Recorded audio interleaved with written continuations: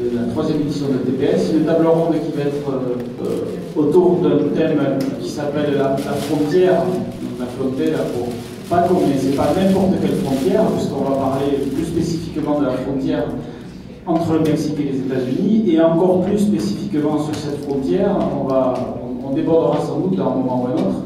Enfin, on va démarrer autour d'une ville de cette frontière, cette ville qui est la ville de Ciudad Juárez, qui se trouve, il y a le Rio Bravo, le Rio Grande, suivant de quel côté on se trouve, qui est un fleuve mythique pour tous les amateurs de western. Je pense qu'ici tout le monde est amateur de western, parce que quand on aime le polar, on aime le western aussi. Et donc, dans cette ville, depuis 1993, il se passe un fait divers. Enfin, ça a commencé comme un fait divers, maintenant on va voir ce que c'est. C'est-à-dire que depuis 1993, des centaines de femmes ont été assassinées en toute impunité. L'impunité totale. Et toutes ces femmes assassinées à Ciudad Juárez, c'est une thématique qui se mélange ensuite avec tout ce qu'on entend aujourd'hui autour de la frontière nord du Mexique et la guerre, puisque on en parlera aussi, c'est un État qui d'après Patrick Bard, et je pense qu'il y en a d'autres qui sont d'accord que c'est un État en guerre entre les narcos et le gouvernement. Et puis c'est un État aussi où la frontière, c'est le lieu des fantasmes, c'est le lieu des transgressions aussi, c'est le lieu où finalement quand on est américain, on peut les transgresser en passant de l'autre côté, parce qu'on peut aller faire les saloperies chez le voisin qu'on ne peut pas faire chez soi. Enfin, on va parler de tout ça avec tous ces auteurs. Donc voilà, les auteurs, ici, il y a 3 Français et un Mexicain, donc on va commencer par l'extrémité. Jean-Marc Troups, il est dessinateur et scénariste, et avec Edmond Baudouin, ils ont fait un carnet de voyage, ils sont partis à Ciudad Juárez, il nous expliquera pourquoi et comment, et ils ont fait un superbe carnet de voyage sur ce séjour de 5 semaines, je crois, à Ciudad Juárez. À côté de lui, c'est Marc Fernandez, qui lui est écrivain et cinéaste. Il a fait un documentaire sur Ciudad Juárez, il a écrit un essai sur Ciudad Juárez, puis il s'occupe un peu de polar, puisqu'il s'occupe de la revue Alibi, une nouvelle revue sur le polar. À côté de lui, il y a encore quelqu'un qui fait beaucoup de choses, puisque c'est Patrick Bard, c'est un grand reporter, grand photographe et romancier. Et parmi les romans qu'il a écrits, il y en a un qui s'appelle La frontière, et qui tourne autour des meurtres de Ciudad Juárez. Et puis bon, on ne pouvait pas cette année parler d'un thème sur le Mexique sans inviter un des 2 invités d'honneur du festival, Paco Ignacio 2, donc le fondateur du néo-polar latino-américain. Alors ceux qui étaient là hier savent ce qu'il faut entendre par là ou pas. Quelqu'un qui, bien entendu, qui s'est beaucoup intéressé à tout ce qui se passe à Ciudad Juárez, qui s'est beaucoup intéressé à ce qui se passait dans les usines de part et d'autre du Rio Grande, et qui donnera aussi un peu sa vision de ce qui se passe là-bas et du travail de ces 3 petits franchutes qui sont allés travailler sur Ciudad Juárez.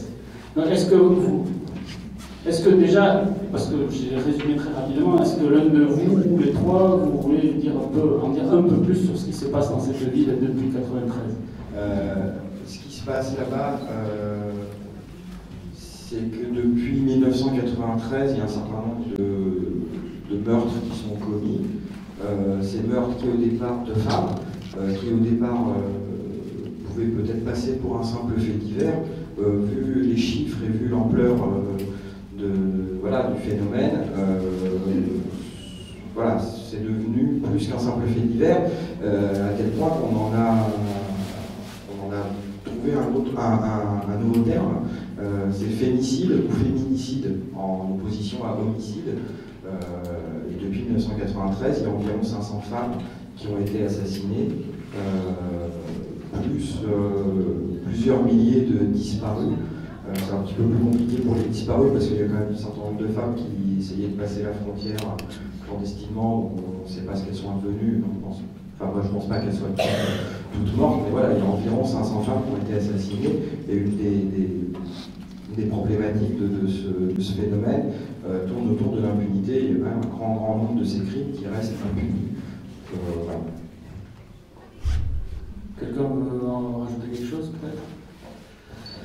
Voilà, oui, mais il y a beaucoup de choses à rajouter, parce que la grande réponse à la question que tout le monde se pose, qui tue ces femmes, n'est pas qui, mais plutôt pourquoi et surtout comment. Et On est dans une ville dont il faut parler un petit peu, une ville qui n'était pas une très très grande ville jusqu'au tournant des années 90 et qui est une ville champignon qui a poussé dans le désert, notamment grâce aux accords de libre-échange nord-américains où on a vu là des centaines d'usines d'assemblage qu'on appelle les maquiladoras jaillir de terre pour fabriquer des biens de consommation à des prix de revient tiers-mondistes à quelques kilomètres du premier marché mondial qui sont les États-Unis. Dans des conditions d'exploitation et de négation des droits fondamentaux de ceux qui travaillent dans ces usines, et ceux-là sont des celles, c'est-à-dire ce sont essentiellement des femmes qui travaillent dans ces maquiladoras, où le harcèlement sexuel est la règle, où leurs droits de femmes, d'êtres humains, de mères sont niés en permanence, et où elles vivent dans des bidonvilles au bord du désert, dans des conditions qui les rendent fragiles face aux hommes, qui n'ont pas de travail d'ailleurs, et où les viols sont relativement fréquents. Voilà, donc pour le contexte social. Et puis, Ciudad Juárez est une ville qui est livrée à une très grande violence à cause de la présence d'un des plus importants cartels de drogue de la frontière américano-mexicaine. Voilà, donc encore plus d'hommes que de femmes sont assassinés à Juárez.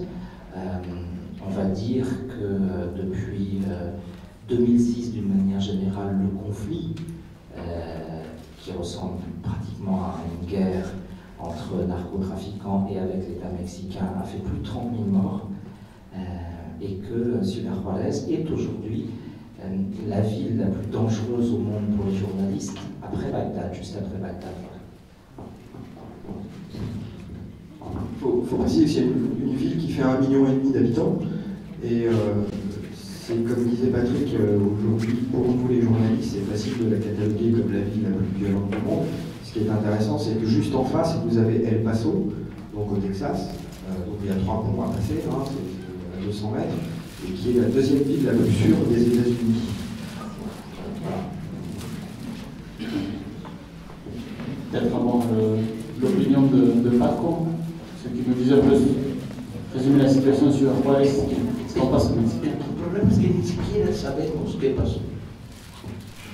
Ni siquiera hay manera de medir lo que sucedió. Le problème, c'est qu'on ne sait pas ce qui s'est passé, il n'y a pas de moyen de mesurer les faits. Suelo recordar la frase de Andreyev que dice que lo peor del horror es que no hay horror, ¿no? Je répète souvent la phrase d'Andreyev qui dit que le pire de l'horreur, c'est lorsqu'il n'y a plus d'horreur. O sea, cuando el horror se cotidianiza, desaparece. Quand l'horreur devient tellement quotidienne qu'elle disparaît. Muchas de las mujeres asesinadas en la primera etapa De nombreuses femmes assassinées pendant la première période no fueron identificadas n'ont même pas été identifiées. porque hay una condición agregada que es la situación de millares de mujeres en Ciudad Juárez que es absolutamente extraña e irregular, ¿no? Il y a un problème en plus qui se pose, c'est que la situation de milliers de femmes à Ciudad Juárez est une situation illégale.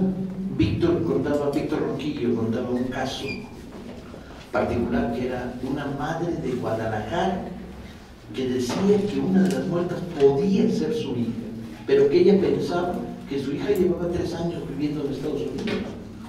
Le journaliste mexicain Víctor Ronquillo raconte notamment le cas d'une femme, une mère de Guadalajara, qui pense que peut-être une des femmes peut être sa fille, mais qu'elle croyait que cette fille vivait déjà depuis 3 ans aux États-Unis, mais qu'il est tout à fait possible qu'elle ait vécu à Ciudad Juárez. Y nunca se produjo identificación.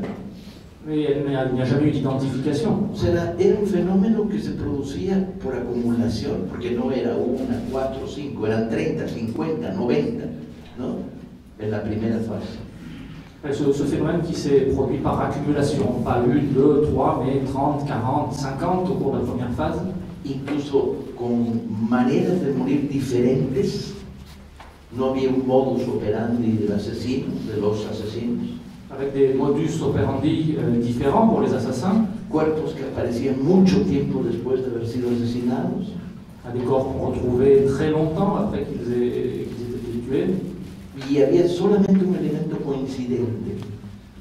avec un seul élément en commun, que era, en su enorme mayoría, eran mujeres, y eran mujeres que trabajaban en las maquiladoras. avec un seul élément en commun, donc qui était qu'il s'agissait de femmes et de femmes qui travaillaient dans les maquiladoras, qui sont ces entreprises qui sont à la frontière des États-Unis. Y la inmensa mayoría trabajaban en turno nocturno. Et la grande majorité d'entre elles travaillaient la nuit. De manera que el momento del asesinato, en la mayoría de los casos, se producía entre la salida de la fábrica y la llegada a un lugar, a su hogar. De telle sorte que le moment des meurtres pouvait, dans la plupart des cas, se produisait en général entre la sortie des usines, du tour de nuit des usines, et leur retour chez elles. Cuando el escándalo estalló porque la prensa recogió la primera información, Au moment où le scandale a éclaté, parce que la presse a sorti les premières informations, se produjeron 2 o 3 buenas investigaciones periodísticas. il y a eu 3 ou 4 bons travaux d'investigation journalistique. Y lo primero que decían estos compañeros Et les premières choses que disaient les journalistes, les es enquêteurs, por qué el gobierno no proporciona transporte desde las fábricas en el turno nocturno a las casas. Era lo más sencillo de organizar. s'il n'y a pas une solution simple et facile à organiser, c'est-à-dire que le gouvernement offre aux femmes un transport public pour rentrer chez elles depuis leur lieu de travail. 4 años después de eso, de esa petición pública, 4 ans après cette demande publique, seguía sin existir ese transporte y seguían muriendo 20, 30, 40 mujeres. il n'y avait toujours pas de système de transport mis en place et les femmes continuaient à mourir par dizaines. Además, cada una de las historias era terrible, ustedes estuvieron metidos en ellas. Évidemment, chaque histoire est une histoire absolument terrible. Violaciones, torturas. Des viols, des tortures. ¿Qué era lo que estaba pasando en Ciudad Juárez? ¿Cuál de los muchos monstruos que puede producir la sociedad mexicana estaba ahí? On ne savait pas ce qui se passait, quel était le type de monstre, la société mexicaine peut en produire beaucoup, quel était le type de monstre qui agissait à Ciudad Juárez. No sé si ustedes comparten la teoría de que primero fue uno y luego otro y luego se creó una especie de moda, ¿no? Que creo que es la teoría más coherente. Je ne sais pas si vous êtes d'accord avec la théorie qui me semble la plus cohérente, qui dit que El egipcio, il y a une... los que pagaban el egipcio y luego ya vamos a matar mujeres a Juárez que sale barato. Voilà, avec la théorie qui me paraît la plus cohérente, savoir qu'il y a eu d'abord un assassin, et puis ensuite un autre, et puis un troisième, et que finalement c'est devenu une mode et une permissivité pour assassiner.